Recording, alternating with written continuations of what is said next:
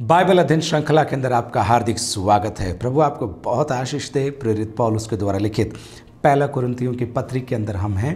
12वें अध्याय के पहले भाग को हमने पिछले सत्र के अंदर देखा था और इस बार दूसरे भाग को मतलब 12 आयत से आगे इस अध्याय को हम देखेंगे। चलिए प्रार्थना करते हैं और प्रभु का धन्यवाद करते हैं। परमपिता परमेश्वर, जीवित वचन के लिए हम आपका धन्यवाद देते हैं, सौभाग्य के लिए कि आप हमें सिखा रहे हैं प्रभु, और हम धन्यवाद देते हैं हर व्यवस्था के लिए जो आप हमारे लिए प्रबंध करते हैं प्रभु। आपके आभारी हैं, ऋणी हैं। यीशु मसीह के अद्भुत नाम से मांगते हैं, आमीन।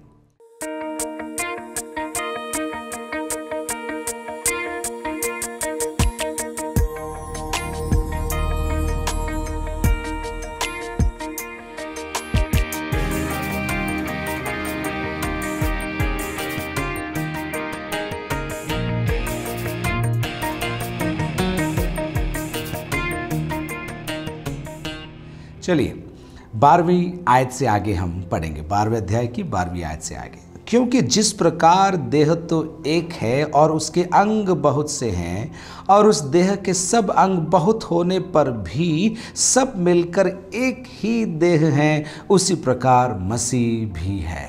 पौलुस देह की उपमा को लेकर प्रभु यीशु मसीह और कलीसिया के संबंध को दर्शाएगा और बताएगा कि किस प्रकार प्रभु यीशु मसीह कलीसिया का सिर है, परंतु सदस्य किस प्रकार उस देह के, उस शरीर के अलग अलग अंग हैं। ध्यान से सुनिए। क्योंकि जिस प्रकार देह तो एक है, देह एक है और उसके अंग बहुत से हैं। शारीरिक देह की बात कर रहा है पौलुस, पर साथ ही साथ आत्मिक देह की भी बात करेगा। देह तो एक है, उसके अंग बहुत से हैं। 4 बार 12 आयत से आगे 4 बार इस शब्दों को पौलुस उपयोग में लेकर आएगा। देह तो एक है, अंग अनेक है। पौलुस समझा रहा है कि कलीसिया के अंदर अलग अलग लोगों को परमेश्वर ने ठहराया। ये शब्द भी अब बार बार आएगा, हम आगे देखेंगे। परमेश्वर ने अपने लोगों को कलीसिया के अंदर ठहराया है, अलग अलग जगह पर रखा है, पर अलग अलग टुकड़े मिलकर एक पूरा शरीर तैयार होता है। अलग अलग कार्य मिलकर, अलग अलग जिम्मेदारियां मिलकर प्रभु की देह तैयार होती है। और फिर हमें वो समझाएगा कि उनका स्थान क्या है, उनका कार्य क्या है, उनकी अहमियत क्या है। इन बातों को पौलुस हमें आगे दिखाएगा। अब 13 आयत से आगे। क्योंकि हम सब ने, क्या यहूदी हो, क्या यूनानी, क्या दास हो, क्या स्वतंत्र, 4 झुंड, यहूदी, यूनानी, दास, स्वतंत्र, एक ही आत्मा के द्वारा एक देह होने के लिए बपतिस्मा लिया। एक ही आत्मा के द्वारा एक देह होने के लिए बपतिस्मा लिया। ये कौन सा बपतिस्मा है? पानी का बपतिस्मा है? नहीं, पवित्र आत्मा का बपतिस्मा है। पौलुस समझा रहा है और वो कहता है कि हमें पवित्र आत्मा का बपतिस्मा दिया गया है। और आगे कहेगा, मैं इसे पढ़ भी लेता हूँ, और हम सबको एक ही आत्मा पिलाया गया है। एक ही आत्मा पिलाया गया। पवित्र आत्मा के बपतिस्मे के द्वारा अब न तो यूनानी रहा, न यहूदी रहा, न स्वतंत्र रहा, न गुलाम रहा। सारी दीवारें मिटा दी गई, तोड़ दी गई, और हम सब एक देह में, प्रभु यीशु की देह हम बन गए हैं। अलग अलग थे, अलग अलग जगहों पर थे, अलग अलग अवस्थाओं में थे, पर इस बपतिस्मे के द्वारा हमें एक कर दिया गया है। पवित्र आत्मा के बपतिस्मे को लेकर कई भ्रांतियां हैं, पर शुरू से हम देख रहे हैं, और विशेष करके प्रेरितों के काम के अंदर के अध्ययन के बाद हमने ये बात सीख ली कि पवित्र आत्मा का बपतिस्मा कलीसिया के लिए एक नए युग की शुरुआत थी। इसके विषय में पुराने नियम के भविष्यद्वक्ताओं ने और नए नियम के अंदर यूहन्ना बपतिस्मा देने वाले ने इसकी उद्घोषणा करी थी। मैं आपको कुछ आयतें देता हूँ, आपको याद आएगा। मत्ती रचित सुसमाचार 3 अध्याय के अंदर देखिए, मत्ती 3:11 में यूहन्ना बपतिस्मा देने वाला इस प्रकार कहता है, मत्ती 3:11 के अंदर, मैं तो पानी से तुम्हें मन फिराव का बपतिस्मा देता हूँ, परंतु जो मेरे बाद आने वाला है वह मुझसे शक्तिशाली है। मैं उसकी जूती उठाने के योग्य नहीं। वह तुम्हें पवित्र आत्मा और आग से बपतिस्मा देगा। पवित्र आत्मा और आग से बपतिस्मा देगा। वही बात मरकुस पहले अध्याय की 8वीं आयत में हमको देखने को मिलती है। चलिए देखते हैं मरकुस 1:8 में क्या लिखा है। मैंने तो तुम्हें जल से बपतिस्मा दिया है, पर वह तुम्हें पवित्र आत्मा से बपतिस्मा देगा। प्रभु यीशु मसीह की ओर संकेत करते हुए यूहन्ना बपतिस्मा देने वाला कह रहा है, मैंने तुम्हें पानी से बपतिस्मा दिया, पर वह आएगा और वह तुम्हें पवित्र आत्मा का बपतिस्मा देगा। पौलुस इसी बपतिस्मे की बात यहाँ पर कह रहा है, क्योंकि हम सब ने, क्या यहूदी हो क्या यूनानी, क्या दास हो क्या स्वतंत्र, एक ही आत्मा के द्वारा एक देह होने के लिए बपतिस्मा लिया और हम सबको एक ही आत्मा पिलाया गया है। सारी दीवारें ढा दी गई हैं, सारी दूरियां कम कर दी गई हैं और पवित्र आत्मा के बपतिस्मे के द्वारा हम क्या ठहर गए? एक देह बन गए। अलग अलग थे, अलग अलग हैं, अलग अलग जगहों पर रख दिए गए हैं, पर पवित्र आत्मा के द्वारा एक शरीर में जोड़ दिए गए। अब 14 आयत से आगे, इसलिए कि देह में एक ही अंग नहीं परंतु बहुत से हैं। देह में एक ही अंग नहीं परंतु बहुत से हैं। मैं आप तक ये टीचिंग लेकर आ रहा हूँ कि आप विश्वास कर पाएंगे कि ये मैं अकेला नहीं कर पा रहा हूँ। मेरे साथ भाइयों का एक समूह है जो कि मेहनत कर रहा है, मेरे जितने ही या उससे ज़्यादा मेहनत कर रहा है, ताकि हम ये आप तक पहुँचा सकें। देह में एक ही अंग नहीं परंतु बहुत से हैं। संडे की आराधना हो, वार्षिक सम्मेलन हो, घर की आराधना हो, हमें एक टीम के रूप में कार्य करने के लिए प्रभु ने बुलाया, एक दल के रूप में कार्य करने के लिए। हम सोचते हैं कि मैं अकेला कर लूँगा, नहीं। प्रभु के राज्य में न अकेला चलने की अनुमति है, न अकेले करने की अनुमति है। हमें दूसरों की सहायता लेनी है और दूसरों की सहायता करनी है। दोनों बातें, दूसरों की मदद लेनी है और दूसरों को मदद करनी है, ताकि वे भी अपने कर्तव्य को, अपनी बुलाहट को अपने जीवन में पूरा कर सकें। देह में एक ही अंग नहीं परंतु बहुत से हैं। आगे देखिए 15वीं आयत से अब उदाहरण देगा पौलुस, समझाएगा इसी बात को। यदि पाँव कहे मैं हाथ नहीं इसलिए देह का नहीं, तो क्या वह इस कारण देह का नहीं? पाँव कंप्लेन करे कि मैं हाथ नहीं हूँ इसलिए मैं शरीर में भाग नहीं लूँगा, मैं शरीर का नहीं, मुझे तो हाथ बनना था लेकिन हाथ नहीं बनाया इसलिए मैं नाराज़ हूँ, इसलिए मैं शरीर का अंग नहीं हूँ। ऐसा पाँव कह सकता है क्या? यदि पाँव कहे मैं हाथ नहीं इसलिए मैं देह का नहीं, तो क्या वह इस कारण देह का नहीं? इसका जवाब क्या है देह का है। 16, और यदि कान कहे मैं आँख नहीं इसलिए देह का नहीं। कान कंप्लेन करे मुझे तो साइड में रख दिया, सामने नहीं रखा, लोग मुझे नहीं देख रहे, आँख को ही देख रहे हैं, ऐसा नहीं कह सकते। देह के अंदर परमेश्वर ने अंगों को अलग अलग जगह पर रखा है। और यदि कान कहे मैं आँख नहीं इसलिए देह का नहीं, तो क्या वह इस कारण देह का नहीं है? देह का है। इसका जवाब है 17, यदि सारी देह आँख ही होती तो सुनना कहाँ होता? आप देख रहे हैं, किसी विशेष व्यक्ति को प्रधानता देना प्रभु की देह को सुहाता नहीं है। एक ही व्यक्ति सारी महिमा छीनने का प्रयास करे, वो भी अच्छी बात नहीं है। पर इसके विपरीत यहाँ पर देखिए क्या लिखा है, यदि अपने आप को तुच्छ समझकर एक अंग कहे मुझे प्रमुख स्थान नहीं मिला इसलिए मैं दूर जा रहा हूँ, इसकी भी अनुमति नहीं है। 17 एक बार और, यदि सारी देह आँख ही होती तो सुनना कहाँ होता? सब आँख होता तो सुनना कहाँ होता? यदि सारी देह कान ही होती तो सूंघना कहाँ होता?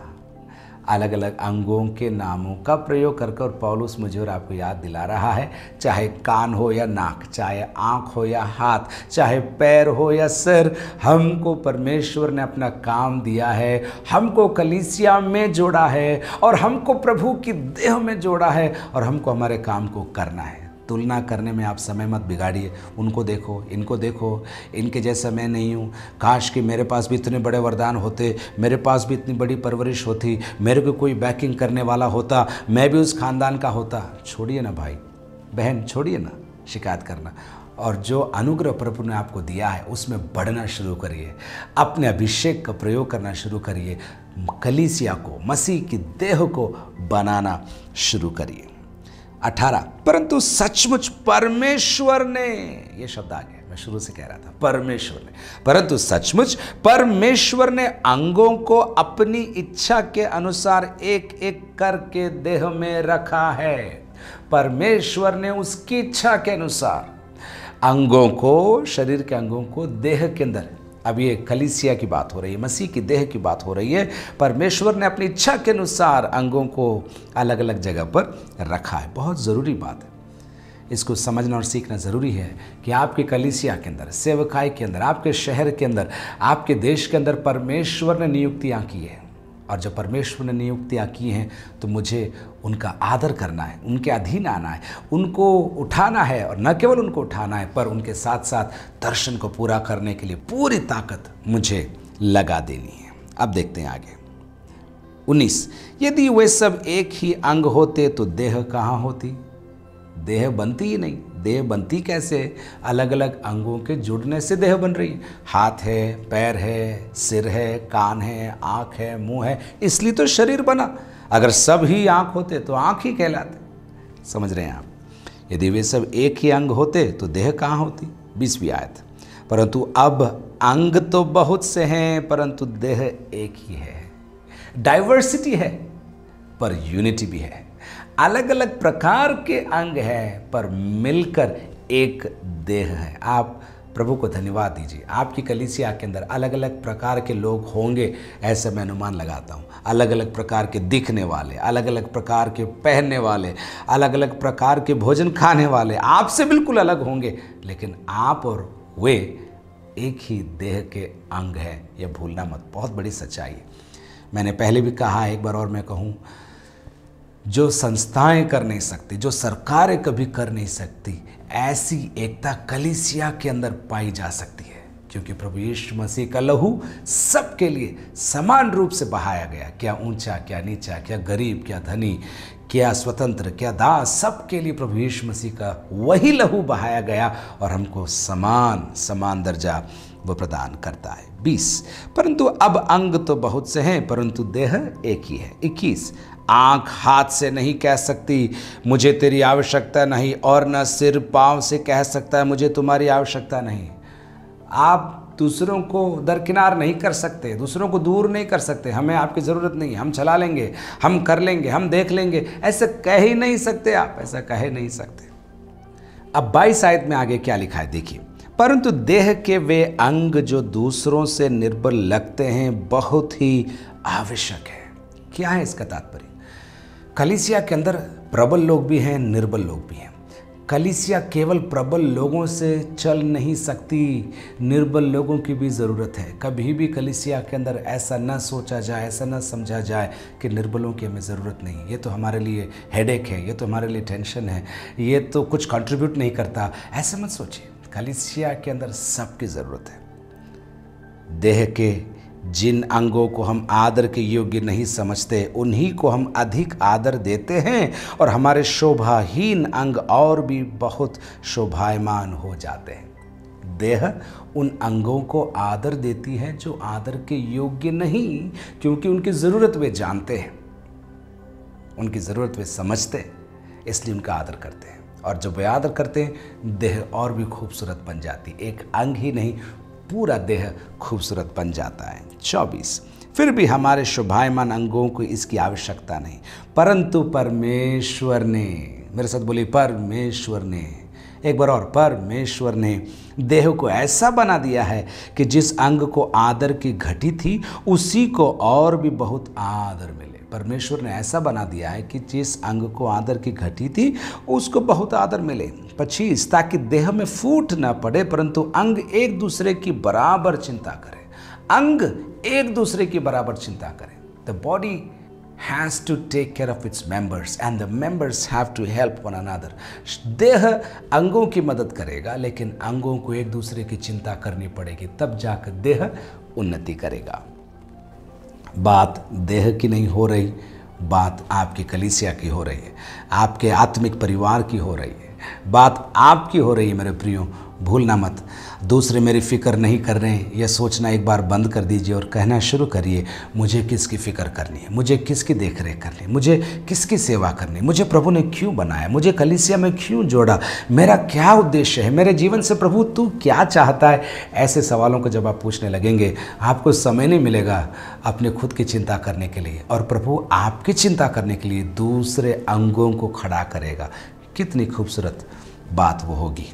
आगे देखते हैं 26। इसलिए यदि एक अंग दुख पाता है तो सब अंग उसके साथ दुख पाते हैं, और यदि एक अंग की बड़ाई होती है तो उसके साथ सब अंग आनंद मनाते हैं। बहुत अद्भुत बात।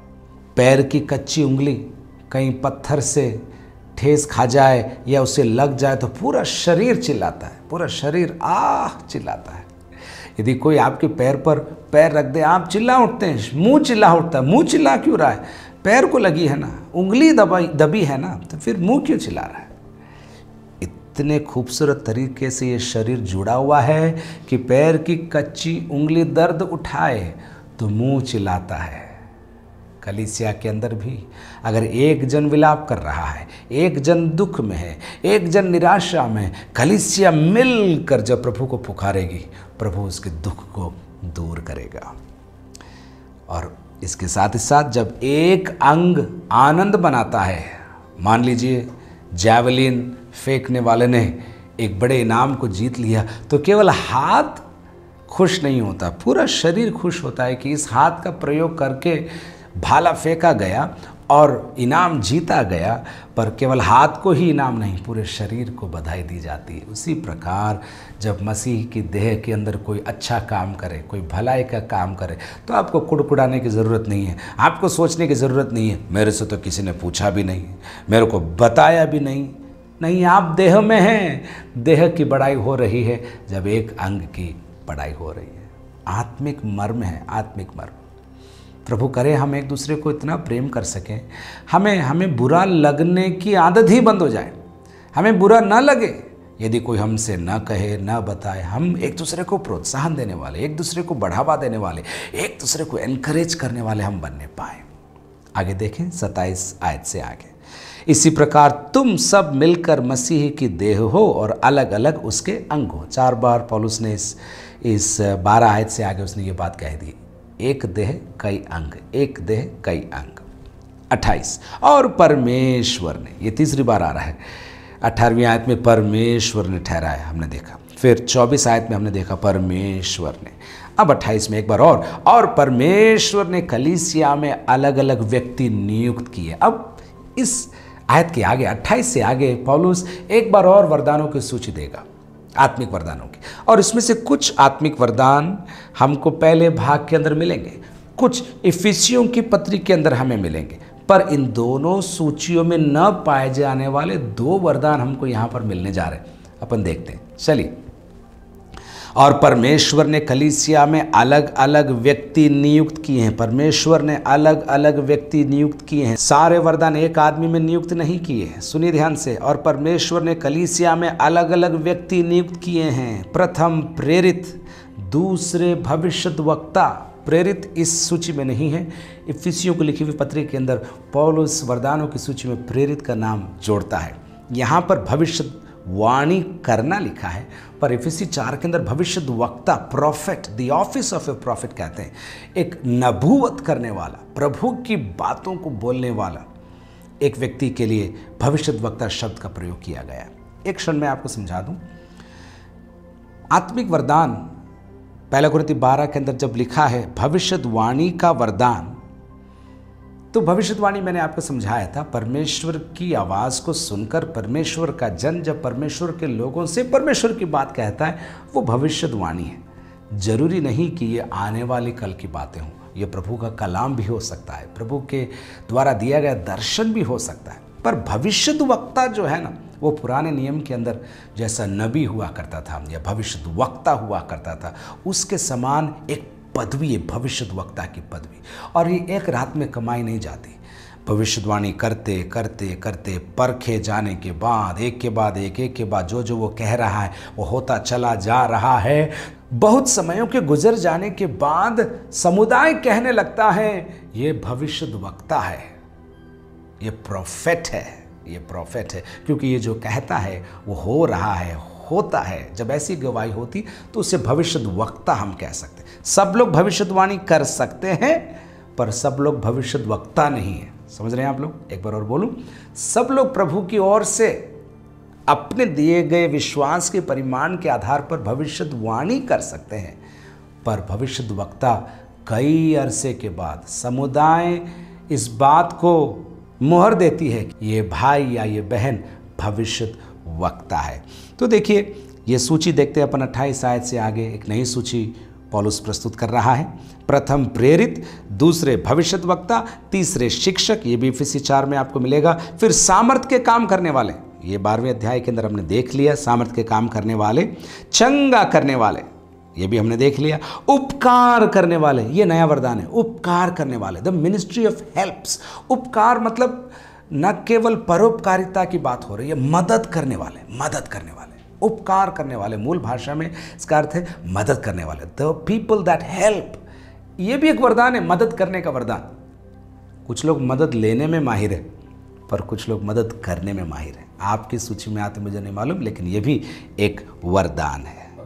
फिर एक और वरदान देखिए, और प्रबंध करने वाले, प्रबंध, एडमिनिस्टर, डायकोनोस, इस शब्द से डीकन शब्द आया, कलीसिया के प्रबंधन में मदद करने वाले, कलीसिया के प्रबंधन में, ये भी एक मिनिस्ट्री। तो ये 2 नए वरदान हमको देखने को मिल रहे हैं।